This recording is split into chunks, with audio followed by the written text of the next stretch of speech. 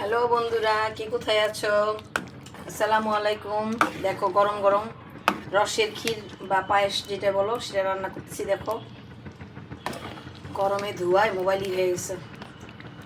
এই দেখো খেজুরের রস দিয়ে, নারকেল দিয়ে, পোলার চাল দিয়ে আমি আরেকদিন রান্না করেছিলাম। এটা আমার হাজব্যান্ডের খুবই ফেভারিট একটা খাবার এবং নোয়াখালীর মানুষের ফেভারিট একটা খাবার। কাঁচা রস দিয়ে তারপরে যে এই ইয়েটা খায় কাঁচা রসের আর নারিকেল দিয়ে, পোলার চাল দিয়ে। দেখো এরা রসের সিন্নি বলে, আমরা বলি ক্ষীর পায়েস, কিন্তু এরা বলে রসের সিন্নি। ওইটা কয়দিন পর পরে রান্না করে দিতে হয়।